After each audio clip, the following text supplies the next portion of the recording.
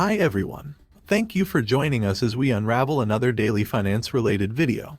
Please subscribe for all the finance news and trading news from around the world.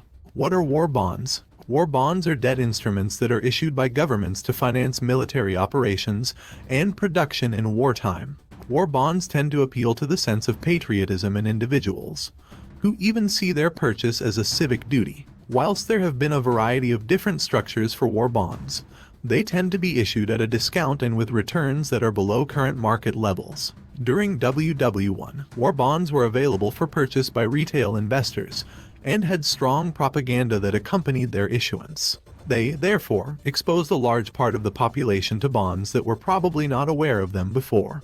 During WW1, the United States government issued Liberty bonds, which were used to aid in the expensive costs of war.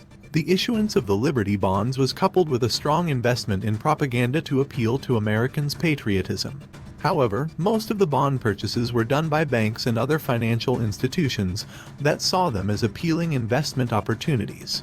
In modern times, governments use bonds to mitigate inflation. By issuing bonds, the government is actually reducing the money supply and thereby reducing inflation. So, to finance military operations, governments print more money and then use bonds to reduce the amount of money in the economy. War bond history. World War I. To help finance the government's increased military expenditures, retail investors and wholesale investors were provided with war bonds. There was a strong nationwide propaganda campaign aimed at promoting national pride. Over the course of the First World War, the U.S. government issued for different Liberty bonds with a total face value of $20 billion. The first time that the American people accepted the Liberty bonds, few wanted to buy them, and the bonds frequently traded at a discount. In an attempt to resolve the issue of unsold bonds, the bonds were reissued with higher interest rates. To make the bonds more popular, the government also launched a marketing campaign. The campaign to make bonds more popular among the general public was spearheaded by celebrities, such as Charlie Chaplin. Despite this, the campaign established the concept of financial securities for the first time to a large number of people. Despite the fact that the bonds were mainly purchased by wholesale investors and financial institutions for their investment opportunity, not by retail investors as a patriotic civic duty, Liberty bonds were largely purchased by retail investors as well. The Second World War. The U.S. government issued defense bonds during World War II. Following the Pearl Harbor attack, they were relabeled war bonds. Sold bonds in the United States raised about $185 billion for the government. Bonds were purchased by more than 84 million U.S. residents.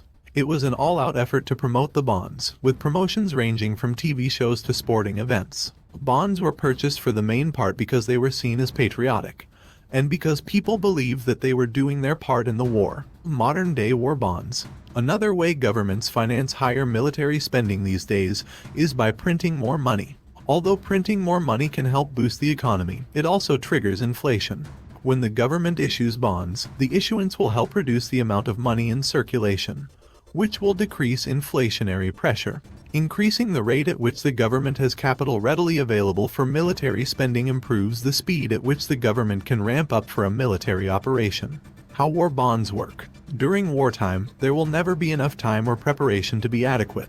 Under normal circumstances, when governments require a significant amount of capital, they should be able to access it quickly. War bonds are a government way of borrowing money from its citizens to finance military spending when the country is at war. This means that, during times of war, they are extremely popular. And as a result, we often see an increase in inflation due to increased spending. Similarly to regular government bonds, war bonds work the same as war loans.